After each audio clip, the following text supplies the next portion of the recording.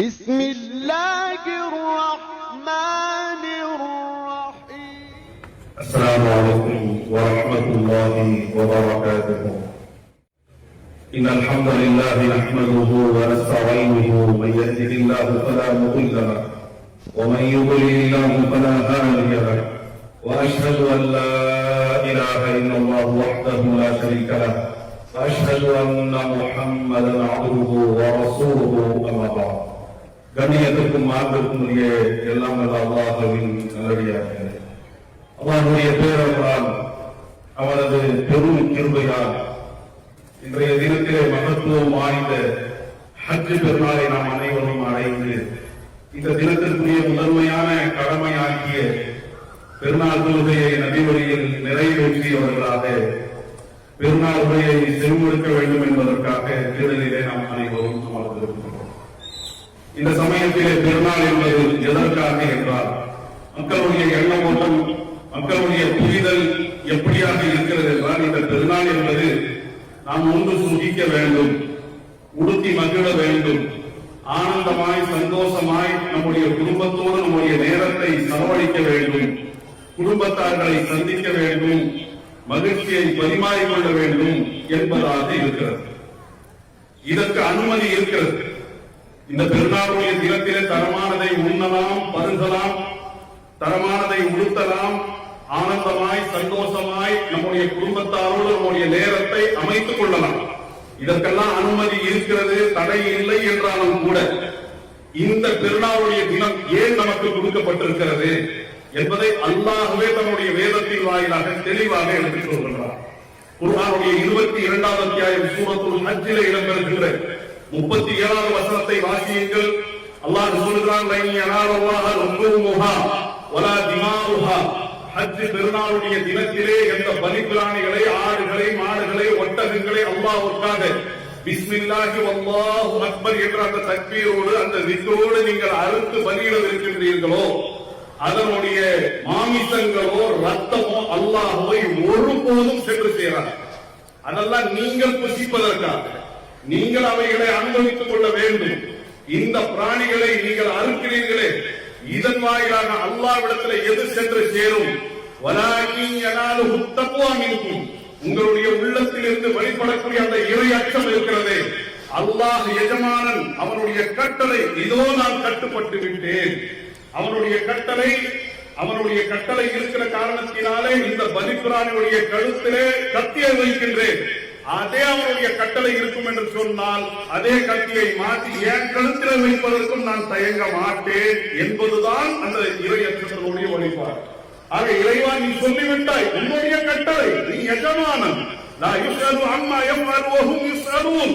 நீ சொல்வதை எதிர் கேள்வி கேட்பதற்கு யாரும் இல்லை. நீ சொன்னதை செஞ்சுமா இல்லையா என்று கேட்பதற்குரிய அதிகாரம் உன்னுடைய கரத்திலே இருக்கிறது. இறைவா, இதோ உனக்கு கட்டுப்பட்டவனாக இந்த பலிபிராணியை நான் அறுத்து பலியிட்டு விட்டேன் என்ற அந்த இறையச்சம் இருக்கிறதே, அதுதான் அல்லாஹ்வை சென்று சேரும். அதற்கடுத்து அல்லாஹ் சொல்றான், கதாலிக ஸஃபரஹா லக்கும். எந்த பலிபிராணிகளை நீங்கள் அறுத்து பலியிடுகின்றீர்களோ, அது ஒட்டகமா இருக்கணும், மாடா இருக்கணும், ஒரு ஆட்டையும் கூட, ஒரு ஆட்டை கிடாவை கூட நீங்கள் அறுத்து பலியிடுகிறீர்கள் என்றால் அந்த கிடாயை சாய்த்து அறுத்து பலியிடுவதற்காக ஒரு 4 பேருடைய பலம் தேவை. ஆக அந்த பலிபிராணிகள் என்பது உங்களை விட உடல் ரீதியாக பலம் வாய்ந்ததாக இருக்கிறது. அறிவு ரீதியா நீங்க பலம் வாய்ந்தவர்கள், உடல் ரீதியா உங்களை விட அந்த ஆடும் மாடும் ஒட்டகமும் பலம் வாய்ந்ததாக இருக்கிறது. அப்படிப்பட்ட அந்த பலமான அந்த பிராணியை அல்லாஹ் உங்களுக்கு வசப்படுத்தி கொடுத்திருக்கிறான். அறிவிலே உங்களை பலமிக்கவனாக அவன் ஆக்கி இருக்கிறான்.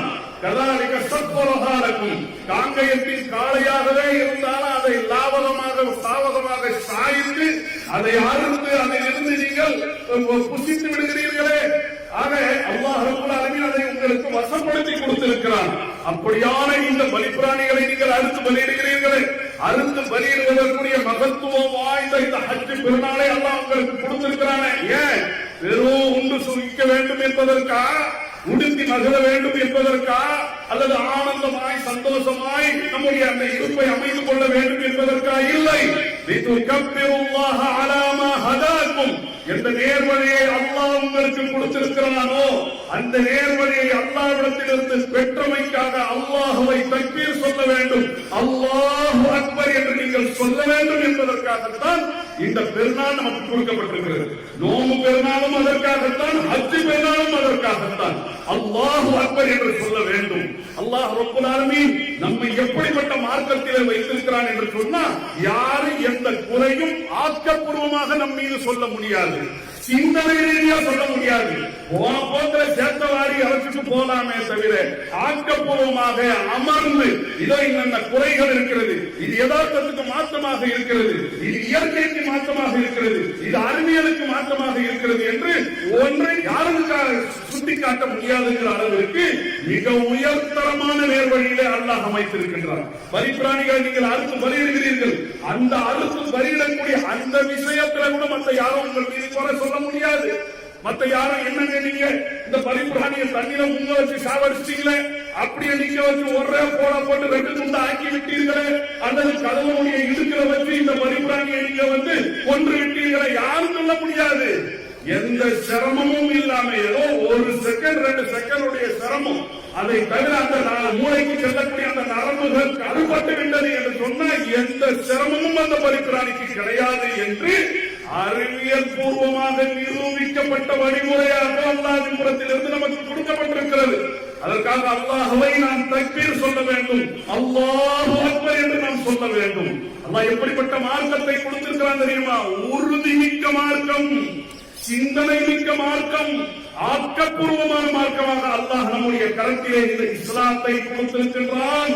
அப்படிப்பட்ட அந்த உறுதிமிக்க மார்க்கம் மட்டும் உறுதியா இருக்குங்க. நாம எப்படி இருக்கிறோம்? தளர்ந்து போனவர்களாக இருக்கிறோம், அப்படியே வராதவர்களாக இருக்கிறோம், பட்டும் படாதவர்களாக இருக்கிறோம், அப்படி கேட்டும் கேட்காதவர்களாக இருக்கிறோம், பார்த்தும் பார்க்காதவர்களாக இருக்கிறோம். இதை அல்லாஹ் அங்கீகரிப்பானா? அல்லாஹ் உறுதிமிக்க மார்க்கத்தை கொடுத்திருக்கிறான். பெருமைப்பட ரசூலுல்லாஹ்வுக்கு அல்லாஹ் சொல்கின்றான், குல் தூதரே சொல்லுங்கள், இன்னனி ஹதானி ரப்பி இலா ஸிராத்தின் முஸ்தகீம், என்னுடைய இறைவன் எனக்கு நேர்வழியை கொடுத்திருக்கிறான், நேர்வழியின் பால் நான் நடக்கிறேன் என்றால் அல்லாஹ் என் இறைவன் என் மீது கிருபை செய்திருக்கின்றான். எப்படிப்பட்ட நேர்வழி தெரியுமா? தீனன் குயமன், உறுதிமிக்கது. எத்தனை நூற்றாண்டுகளை கடந்த பிறகும் கூட இது நிற்கும், இந்த சிந்தனை, இந்த கொள்கை நிற்கும். தீனன் குயமன் மில்லத இப்ராஹீம், இப்ராஹீம் என்ற வழிமுறையிலே நடை போட்டார்களோ அந்த வழிமுறைகளை இதற்குள்ளே நாம் கலந்திருக்கிறோம். அவர் இணை கற்பிக்கக்கூடியவராக இருக்கவில்லை. இணை கற்பிப்பு என்ற அசுத்தம் இல்லாத தூய ஏகத்துவத்திலே அமைந்த உறுதிமிக்க கொள்கையை உங்களுடைய கரத்திலே கொடுத்திருக்கிறோம் என்பதை சொல்லுங்கள். அல்லாஹ்வுடைய தூதர் சொன்னார்கள். குர்ஆனுடைய 6ஆம் அத்தியாயத்திலே சூரத்துல் அன்ஆமிலே தெளிவாக வசனம் பதிவு செய்யப்பட்டிருக்கிறது. தூதரே சொல்லுங்கள், குல் இன்ன ஸலாத்தி வ நுஸ்கி வ மஹ்யாய வ மமாத்தி லில்லாஹி ரப்பில் ஆலமீன் லா ஷரீக லஹு. என்னுடைய தொழுகை, என்னுடைய வணக்கத்தின் முறைகள், என்னுடைய வாழ்க்கை, என்னுடைய மரணம் லில்லாஹி ரப்பில் ஆலமீன் லா ஷரீக லஹு, எந்த இணையும் துணையும் நிகரும் உதாரணமும் மாதிரியும் இல்லாத எல்லாம் வல்ல அகிலத்தினுடைய இறைவனுக்கே சமர்ப்பணம். வபிதாரிக உமிர்து, இதற்குதான் நான் கட்டளையிடப்பட்டிருக்கிறேன். வஅன அவ்வல் முஸ்லிமீன், நான் முஸ்லிம்களில் முதன்மையானவன் என்பதை தூதரே சொல்லுங்கள். தூதர் மட்டும்தான் சொல்லணுமா? தூதருடைய உம்மத்தை சேர்ந்த நாம சொல்லக்கூடாதா? உறுதிமிக்க மார்க்கத்தை அல்லாஹ் நம்முடைய கரத்திலே கொடுத்திருக்கிறான் என்றால் எவ்வளவு உறுதியோடு கடைபிடிக்க வேண்டும். அல்லாஹ் குர்ஆனிலே சொல்கிறான், இன்னல்லதீன காலூ ரப்புனல்லாஹ், யார் அல்லாஹ் தான் நம்முடைய இறைவன் என்று சொல்லி பிறகு யார் அதிலே உறுதியாக நிற்கிறார்களோ, நிலைத்து நிற்கிறார்களோ, ஆட்டம் காணாமல் இருக்கிறார்களோ, அங்க ஒண்ணு இங்க ஒண்ணு பட்டும் படாமல் என்ற அந்த நிலை இல்லாமல், அந்த குறை இல்லாமல் இருக்கிறார்களோ, ஃபலா ஹவுஃபுன் அலைஹிம், அவர்களுக்கு எந்த அச்சமும் இல்லை, வலா ஹும் யஹ்ஸனூன், அவர்கள் கவலைப்பட மாட்டார்கள். மார்க்கத்தை கடைபிடிச்சா ஐயோ இத்தனை பாதிப்பு, எந்த அச்சமும் இருக்காது. மார்க்கத்தை கடைபிடிச்சா என்னப்பா இவ்வளவு கவலை எனக்கு இழந்துடும் போல் இருக்கிறது, அச்சம் இல்லாத, கவலை இல்லாத ஒரு நிலை யாருக்கு? அல்லாஹ் தான் நம்முடைய ரப்பு என்று சொல்லி அதை உறுதிப்பட கடைபிடிக்கக்கூடியவர்களுக்கு. உலாயிக அஸ்ஹாபுல் ஜன்னah. இந்த உலகத்தில் வாழ்கின்ற சமயத்தில் அச்சம் இல்லை, கவலை இல்லை. அவர்கள் நாளை மறுமையில கை சேதத்துக்கு ஆளாயிருவாங்களா? உலாயிக அஸ்ஹாபுல் ஜன்னah. அவர்கள் தான் சொர்க்கவாசிகள், அதில் நிரந்தரமாக இருப்பார்கள். அந்த சொர்க்கத்தை நாம் பெற வேண்டும் என்று சொன்னா அல்லாஹ் வாங்க நம்முடைய ரப்பு சொன்னா பத்தாது, அதுல உறுதியாக இருக்க வேண்டும்.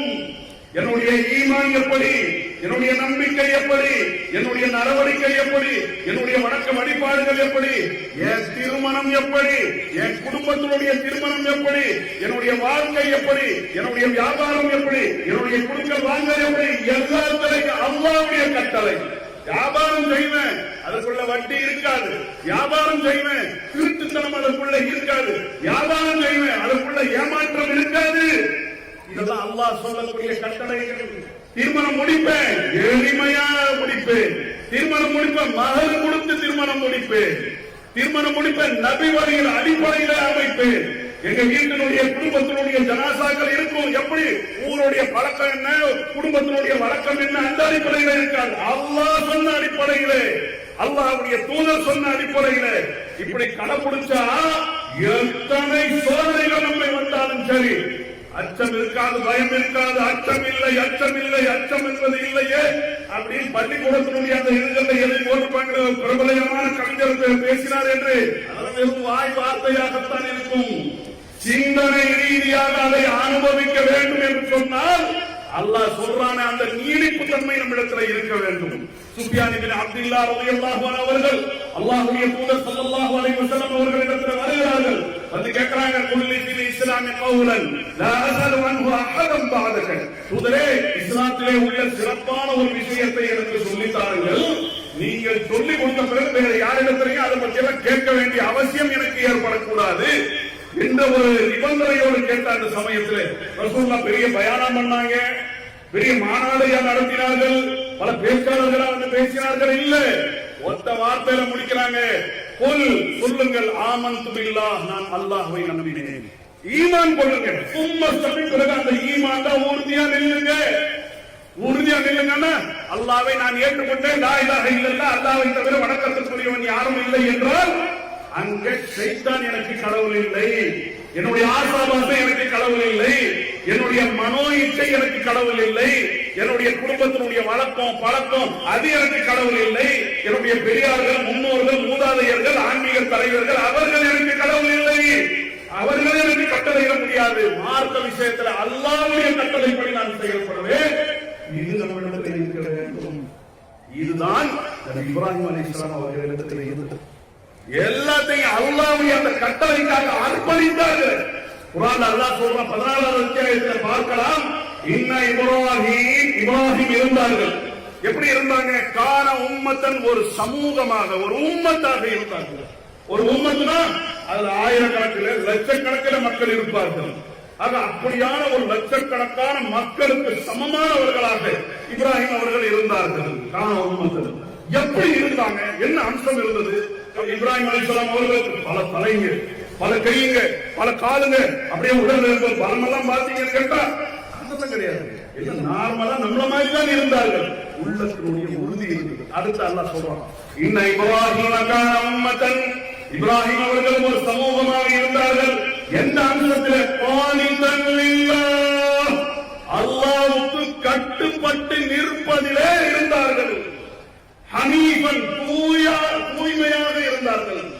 ஹக்கி நைக்கி சொல்றோம்ல அந்த மாதிரி, சரி அல்லாஹ் சொல்லிதான் இருந்தா அப்படிங்கிற மாதிரி அப்படியெல்லாம் இல்லை. தூய்மையாக தன்னுடைய நம்பிக்கையை அமைத்தார்கள், தன்னுடைய நடவடிக்கைகளையும் தூய்மையாக அமைத்தார்கள். வலம் யகுன் மினல் முஷ்ரிகீன், அவர் இணை கற்பிக்கக்கூடியவராக இருக்கவில்லை.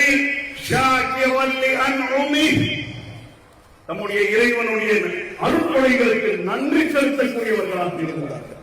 இந்த அம்சம் நம்மிடத்தில் இருக்க வேண்டும். இப்ராஹிம் அலைஹிஸ்ஸலாம் அவர்கள் நமக்கு முன்மாதிரினா அல்லாஹ்வுக்கு முழுமையாக நாம் கட்டுப்படுத்துவோமா? தூய அடிப்படையில நம்முடைய சிந்தனைகள் இருக்கிறதா? இணை கற்பிப்பு இல்லாத கொள்கை நம்மிடத்தில் இருக்கிறதா? அல்லாஹ்வுடைய அருட்கொடைகளுக்கு நன்றி செலுத்தக்கூடியவர்களாக நாம் இருக்கிறோமா? இப்படி எல்லாம் இருந்தா இப்ராஹிம் அலைஹிஸ்ஸலாம் பத்தி அல்லாஹ் சொல்றான், சும்ம ஜிதபாஹு வ ஹதாஹு இலா ஸிராத்தின் முஸ்தகீம். அல்லாஹ் அவரை தேர்வு செய்தான். எப்படி தேர்வு செஞ்சான்? என்னுடைய நண்பன். வத்தஹல்லாஹு இப்ராஹீம கலீலா. அல்லாஹ் இப்ராஹிமை உற்ற நண்பனாக ஆக்கினான். யாருக்கு நண்பன்? முதலமைச்சருக்கு நண்பங்க இவர் பிரதமருடைய நண்பங்க, இவர் கலெக்டருடைய நண்பங்க அப்படின்னு நம்ம சொல்லிக்கிறோம். அந்த மாதிரி இல்ல. யார்? எல்லாம் வல்ல அல்லாஹ். அவ வானங்களுக்கு மட்டுமல்ல, பூமிக்கும் அதிபதி, பூமியில உள்ளவர்களுக்கும் அதிபதி. அப்படிப்பட்ட அந்த அல்லாஹ் அவர்களை நேர்வழியை கொடுத்தான். மிக சீரான அந்த பாதையில அவர்களை அல்லாஹ் வழிநடத்தினான். அவர்களுக்கு இருந்த சிறப்பு அம்சம் என்ன? இது போலலோ ரப்புஹு அஸ்லிம். கட்டுப்படு என்றால் கட்டுப்பட்டார். அந்த மாதிரியான கடினமான கட்டளைகள்லாம் நம்மை நோக்கி வரலைங்க. நம்மை நோக்கி வந்திருப்பதெல்லாம் நீங்க நம்பிக்கை கொள்ளுங்கள், நீங்கள் தொழுங்கள், நீங்கள் நோம்போயுங்கள், அல்லாஹ்வுக்கு கட்டுப்படுங்கள், தாய் தகப்பனுக்கு நல்ல பணிவிடை செய்யுங்கள், அதே விதமாக வியாபாரத்தை ஹலாலான அடிப்படையில் அமைத்துக் கொள்ளுங்கள், திருமணத்தை எளிமையாக நீங்கள் நடத்துங்கள், அதே விதமாக உங்களுடைய ஜனாசாவை நபி வழி அடிப்படையில் அமைத்துக் கொள்ளுங்கள். சின்ன சின்ன இந்த கட்டளையை நம்மால் கடைபிடிக்க முடிய மாட்டேங்குது. அல்லாஹ்வுடைய பெரிய பெரிய கட்டளைகள் அவர்களை நோக்கி வந்தது. அல்லாத முழுமையான அந்த வயது வரைக்கும் அவர்களுக்கு குழந்தை பாக்கியம் இல்லை.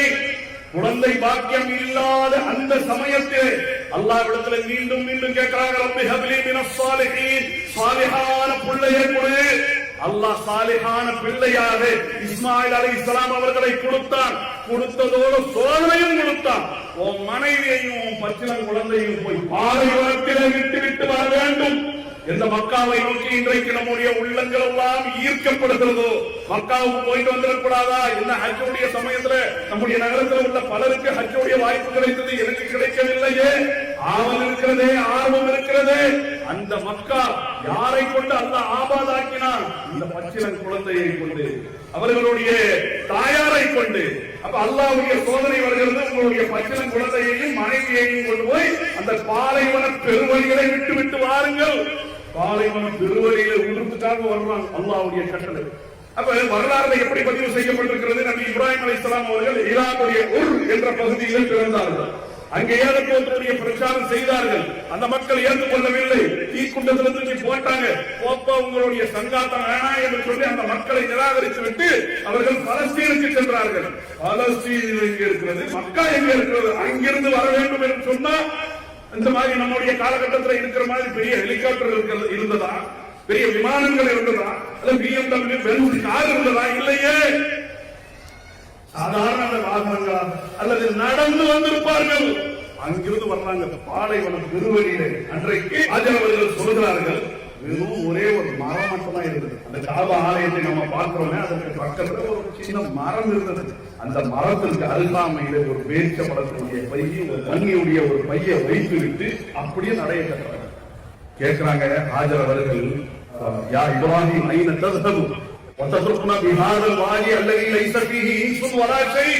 இப்ராஹிம் அவர்களே, என்னுடைய கணவனே, எங்க நம்மை விட்டு விட்டு செல்கிறீர்கள்? புற்பூண்டுகள் கூட இந்த இடத்தில் முளைக்காதே, எந்த மனிதர்களும் இல்லையே, மனித சஞ்சாரம் இல்லாத இந்த இடத்துல என்னையும் பச்சிளம் குழந்தையையும் பாரதனையுமா விட்டு விட்டு செல்கிறீர்கள்? மீண்டும் மீண்டும் கேட்கிறாங்க. ஒரு பதில் இல்லை. அல்லாஹ்வுக்கு எப்படி கட்டுப்பட்டு இருக்காங்க பாருங்க. கட்டுப்பட்டு இருக்கிறார்கள். அதற்கு அடுத்து மீண்டும் மீண்டும் கேட்டு பதில் வராத காரணத்தினால் அவங்க கேள்வியை மாற்றுறாங்க. அல்லாஹுல்லதி அமரக பிஹாதா, நம்ம இந்த நிலத்திலே விட்டு விட்டு செல்கிறீர்களே, அல்லாஹ்வுடைய கட்டளையா? நாம், ஆமாம், ஒத்த வார்த்தை. உடனே பாருங்க அவர்கள் எப்படி வளர்க்கப்பட்டவர்களாக இருக்கிறார்கள். இதெல்லாம் அல்லாஹ்வுடைய கட்டளைனா அல்லாஹ் நம்மளை வீணாக்க மாட்டான். அல்லாஹ் நம்மளை அல்லாஹ் வீணாக்கவில்லையே. அந்த ஹாஜருக்கு பிறகு அவ்வளவுதாங்க அந்த ஒரு நகரமே ஒண்ணும் இல்லாம ஆகி போச்சு, நிர்மூலமாகி விட்டது. அப்படி இல்லையே. கோடான கோடி மக்கள் வர்றாங்க போறாங்க. தினமும் லட்சம் மக்கள் அந்த நகரம் வர வைத்துக் கொண்டே இருக்கிறது. அங்கிருந்து கிரியைகளை முடித்துவிட்டு செல்லக்கூடியவர்கள் பாருங்க, எவ்வளவு பெரிய ஒரு தியாகம். அந்த தியாகத்தினுடைய பலனை அல்லாஹ் எப்படி கொடுத்திருக்கிறார். ஒரு பாலைவனத்தில் விட்டு விட்டு வாங்கிட்டு விட்டுட்டு வந்தாங்களே, அதே குழந்தை வளர்கிறது. வளர்ந்த உடனேயே தள்ளாத முதிய நிலையிலே உள்ள ஒரு மனிதனுடைய ஆசை என்னவாக இருக்கும்? இத்தனை காலம் ஓடாது உழைத்து விட்டேன், இனி சிங்கமா என் பையன் வந்து வளர்ந்து நிற்கிறான். அப்படி சிங்கமா வளர்ந்து நிற்கக்கூடிய அந்த சமயத்தில் அதாவது அவரோட உழைக்கக்கூடிய அந்த பருவத்தை அடைஞ்ச உடனே நீங்க எந்த பையனை விட்டுட்டு வந்தீங்களோ அவரை நீங்கள் அறுத்து பலியிடுங்கள். அல்லாஹ் நமக்கும் சந்தேகங்கள்லாம் கொடுத்திருக்கிறானே. ஒரு ஆடு மாடு ஒட்டகம் என்றால் அதை அறுத்து பலியிடுறது பெரிய விஷயமாக நமக்கு தெரியவில்லை. உங்க பையனை நீங்க அறுத்து பலியிடுங்கள், உங்க பிள்ளைகளை நீங்கள் அறுத்து பலியிடுங்கள். அல்லாஹ்வுடைய கட்டளை இல்ல, அல்லாஹ் மாத்திட்டான். கொஞ்சம் நினைச்சு பாருங்க. இந்த முதல் கட்டளை அங்க வந்தது. அந்த கட்டளையை நிறைவேற்றுவதற்காக அங்கிருந்து புறப்படுறாங்க. உடனே ஷைத்தான் வர்றான். ஷைத்தான் வந்து, இப்ராஹிம் எங்க போறீங்க, என்ன காரியத்தை செய்ய போறீங்க கேட்ட உடனே அப்படியே ஷைத்தானுடைய ஊசலாட்டத்துக்கு ஆளாயிட்டாங்க. இல்ல, கல் எடுத்து அடிக்கிறாங்க. கல் எடுத்து அடிக்கிறது. 2வது இடத்துல மீண்டும் ஊசலாட்டத்தை போடுறான். 3வது இடத்துல ஊசலாட்டத்தை போடுறான். இன்னைக்கு நம்ம பாக்குறோம், மீனாவில 3 இடத்துல ஹாஜிகள் கல் எறியக்கூடிய நிகழ்வு இருக்கிறதா இல்லையா? இப்பவும் நீங்க லைவ் டெலிகாஸ்ட்ல பார்க்கலாம். அப்ப பாருங்க, அல்லாஹ்வுடைய கட்டளை நிறைவேற்றுவதற்காக போறாங்க. ஷைத்தானுடைய ஊசலாட்டம். நீ ஷைத்தான் தானா, நீ என்னுடைய எதிரி, தூரம் தள்ளினார்கள் அல்லவா. அதற்கு அடுத்து நேர தன்னுடைய மகனிடத்துல வருகிறார்கள். யா புனைய இன்னி அரா ஃபில் மனாமி அன்னி அஸ்பஹுக ஃபன்ظுர் மாதா தரா. என்னுடைய அருமை மகனே, அல்லாஹ்வுக்காக அறுத்து பலியிடுவதாக கனவின் வாயிலாக எனக்கு கட்டளை வந்திருக்கிறது. அதை நீங்கள் யோசித்து சொல்லுங்கள். யோசித்து சொல்லுங்க. என்ன அர்த்தம்? அறுக்கிறதுக்கு நான் தயாராயிட்டேன், அறுப்படுவதற்கு நீங்கள் தயாரா?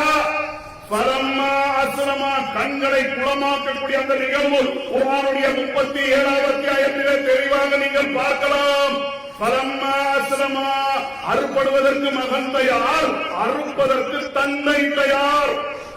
பரம்மா அஸ்லமா வதல்லஹு லில் ஜபீன், முகம் குப்புற அவரை கிடத்திய அந்த சமயத்திலே வனதைனாஹு ஐயா இப்ராஹீம், இப்ராஹீமே என்று நாம் அழைத்தோம். அது சத்தபத ருயா, உங்களுடைய அந்த கனவை நீங்கள் மெய்ப்பித்திருக்கிறீர்கள்.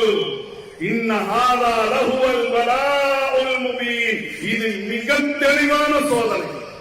மிக தெளிவான சோதனைகளிலேயே அவர்கள் ஜெயித்தார்கள்.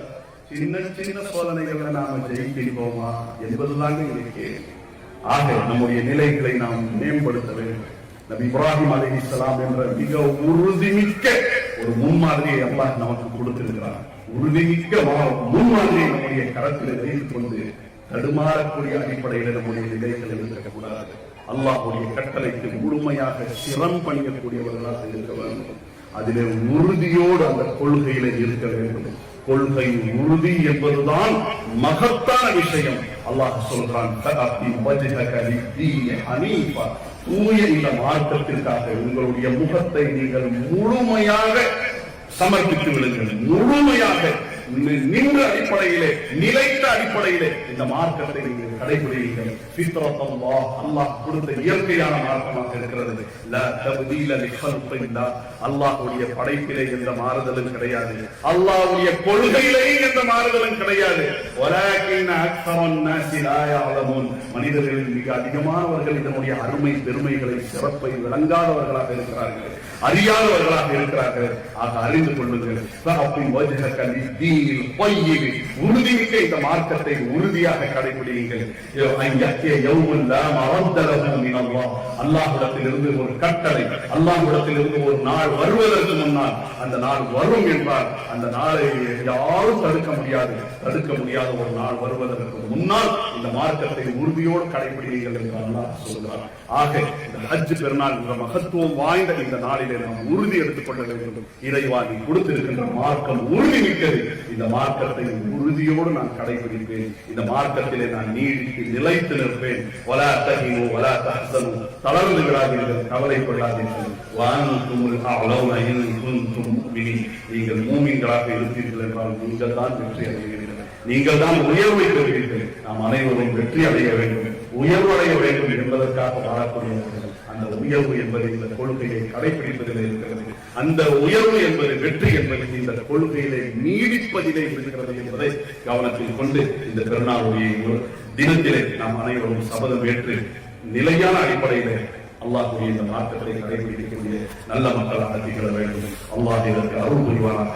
வல்ஹம்துலில்லாஹி ரப்பில் ஆலமீன். அஸ்ஸலாமு அலைக்கும்.